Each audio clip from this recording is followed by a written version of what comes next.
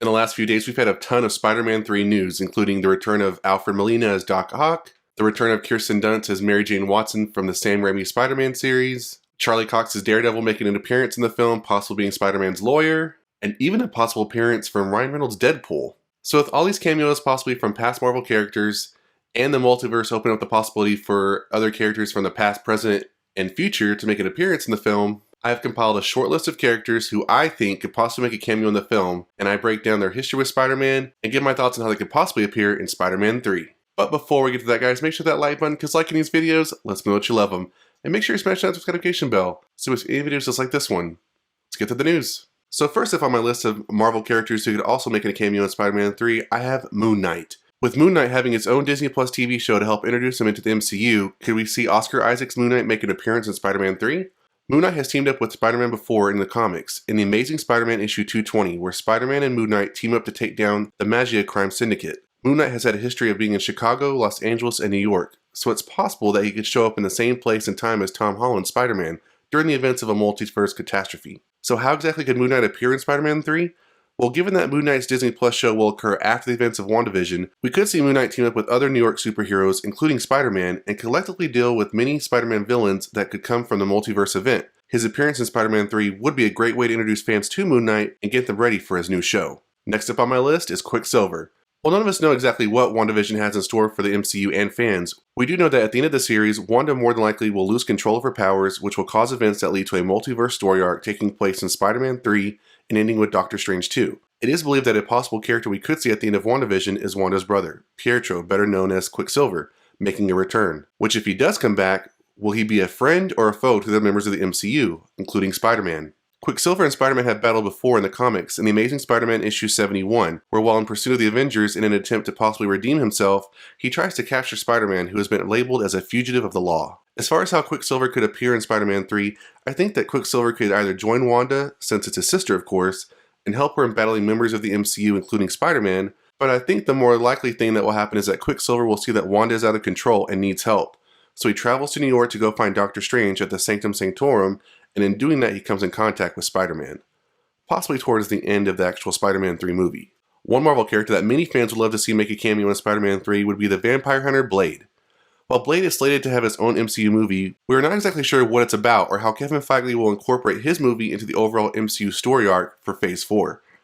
Maybe giving an appearance in Spider-Man 3 could give fans a glimpse at the character and what his role in the MCU will be. Spider-Man and Blade have teamed up in the comics before when in pursuit of the vampire anti-hero Morbius. There was even a time where Spider-Man became a vampire and had to go to blows with Blade. Blade making an appearance in Spider-Man 3 could be possible since the multiverse will bring multiple villains to Tom Holland's Spider-Man universe, and that could include Blade, who could possibly be on the hunt for Morbius. While we can only assume that the multiverse in the MCU will only be for Disney and Marvel heroes, it could also be an opportunity to incorporate the Sony Spider-Verse heroes and villains including Morbius.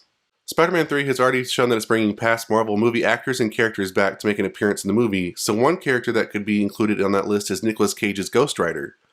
Ghost Rider has made an appearance with Spider-Man in a crossover event called Motorstorm, where Ghost Rider needs to get his motorcycle serviced by the servicer, and Spider-Man gets an opportunity to ride his motorcycle in the process.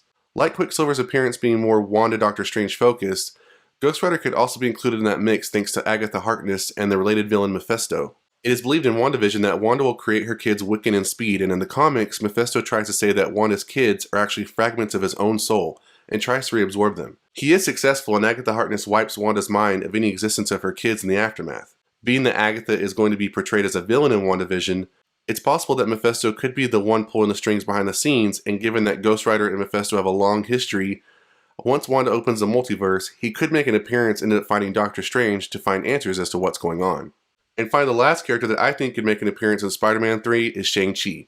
Now, while I know that this cameo seems like the most unlikely, given that Shang-Chi is slated in the current phase of the MCU, Feige could just drop him in the movie just to give fans a tease. Spider-Man has met Shang-Chi in several events, once where Peter goes to Shang-Chi for martial arts training during the events of Spider Island, and in the Shadowland storyline where Shang-Chi and Spider-Man team up against Mr. Negative.